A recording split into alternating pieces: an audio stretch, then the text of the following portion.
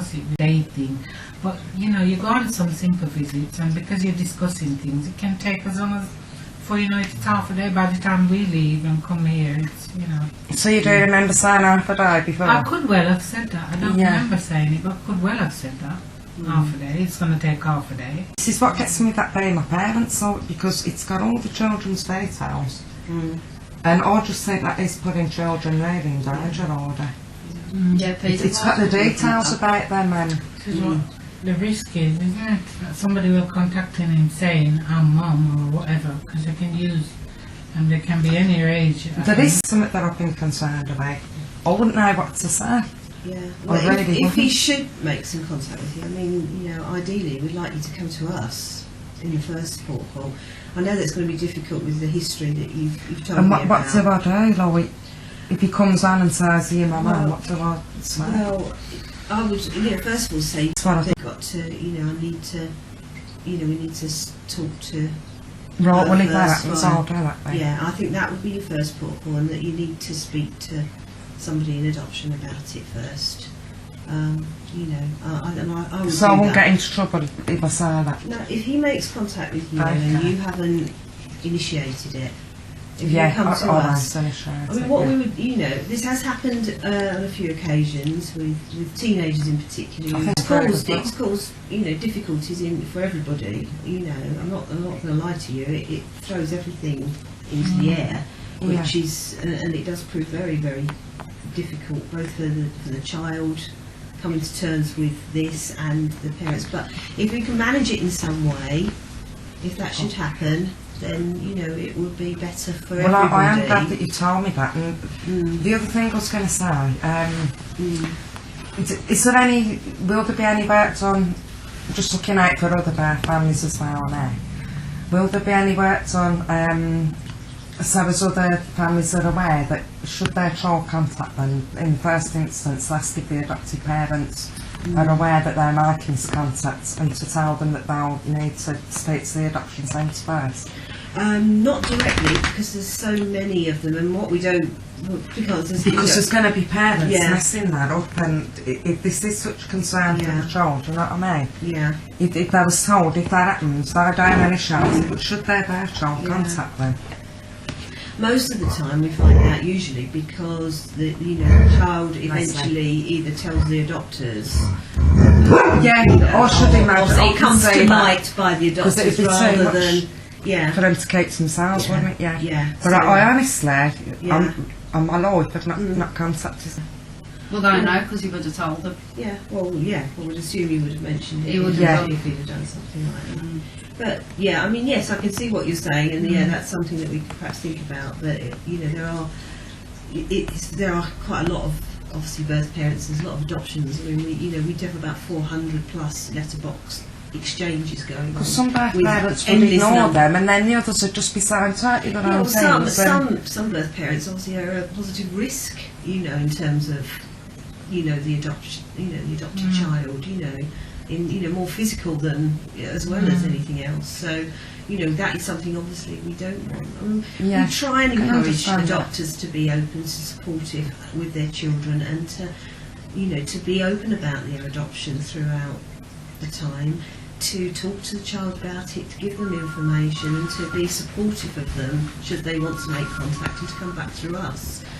So that it's more of an open thing, because teenagers are curious, there's no doubt about it. We'd all be curious, wouldn't we? I'm sure, definitely. if that was us, and we, especially at teenage years. Well, I'll say that I can't get directly on my wall. There'll be little bits that you can see, because to totally block it, I wouldn't have a Facebook account, but I would say that's something that I'd probably need help with all the time. When we can speak, if everybody wants to, I'd probably need help with that. Well, I might be good at writing the letters, but it's a big thing.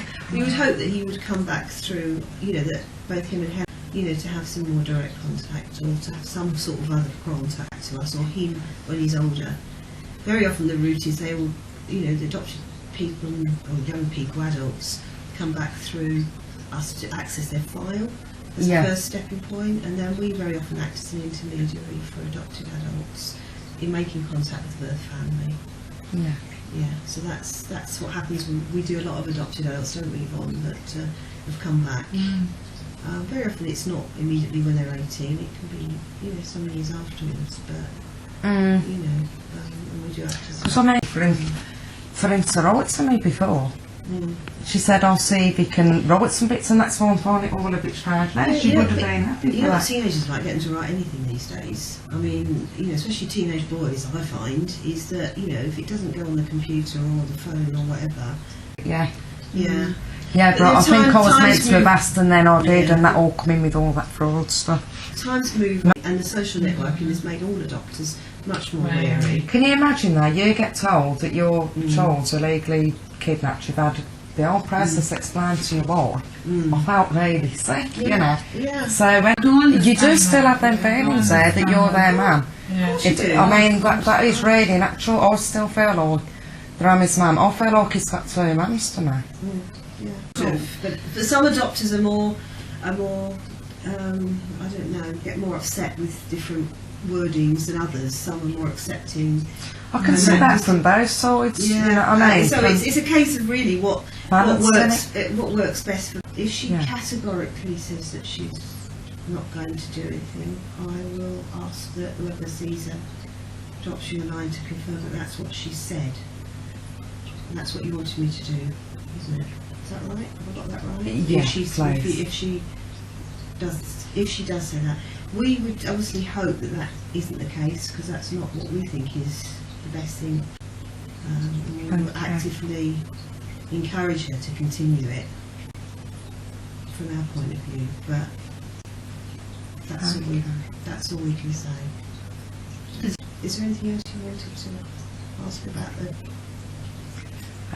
Just how long it should be before I hear anything back, or roughly. I don't know at the moment. I mean, could it be a couple of weeks, a month, anything? I'm not asking you to swear exactly when it is, but about roughly. time scale, Michelle. I don't know. Do you know if I ain't got you that worried, depends have I? on speaking to? But anyway, on both very often. But a lot depends on. Fairly flexible, I would say. I mean, even when we've had parents writing inappropriate letters, I've had to go out. I mean, I went out on one, you know. But anyway. You know, we do, as I say, it's very important that the letters come in. So even if a letter comes in that we can't Never pass said on, one more. we still go out and encourage both family to write it properly. We give them a chance to do a second one. Because it is important that they know that the family is okay. You know what I mean? Yeah. And so we don't do this kind of thing willy-nilly. And as I said, you know, what we've said to you before, we're hoping that And I honestly have had nightmares since you emailed me, because it's remembering what I had. I've had some pretty horrible nightmares. I've had the tremors and everything from it. And obviously come back to us, you know, in a month's time if you haven't heard anything. But hopefully we'll be in contact with you before then. Okay. Okay. Okay, Michelle. So you are going to try and encourage it to... Well, definitely. We always encourage letterbox, nearly always. It's very, very rarely do we not encourage letterbox. But we want to see it going ahead. But there are issues with regard what's on whatever was accessed on that Facebook page, and the worries about what may be in future put on there. I mean, it depends what it is as to like if I can take it down, because there's a picture later diagnosed me and said if there was anything. It might be that she's got OCD. He hasn't even definitely said I've got it, but the judge was adamant he wanted a decision. The judge saying I have personality disorder. So emotionally unstable personality disorder. I did say that and I passed that with flying colours. I didn't have it. But by then the damage is done because you're took to court for it, and then it's dragging on. They're saying, oh, it's getting out of time scale. Then I didn't even have it. Yeah, it sounds like a really... That held it up about another year, and I didn't have it. And in fact I went to a forced adoption conference and there was a salt there, and he said, right, hands up you parents who's been diagnosed with personality disorder. So about half the room put their hands up, and do you know what he turned around and said? In the whole 20 years I've been doing this work, I've not diagnosed one parent with personality disorder.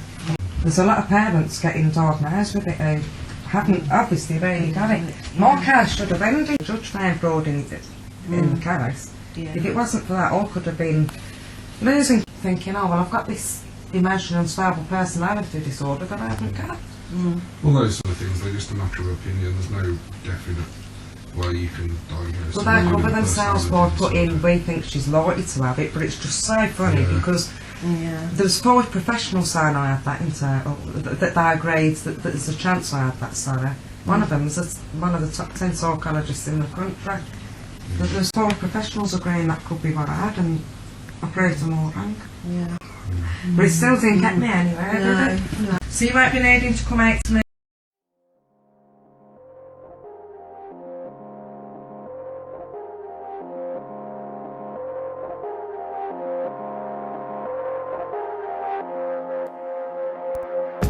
Where have all the children gone?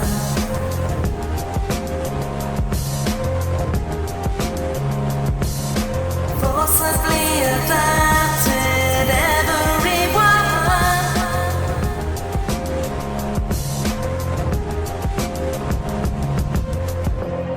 They keep saying they'll learn from their mistakes. We're still waiting. We're still waiting, waiting, waiting, waiting.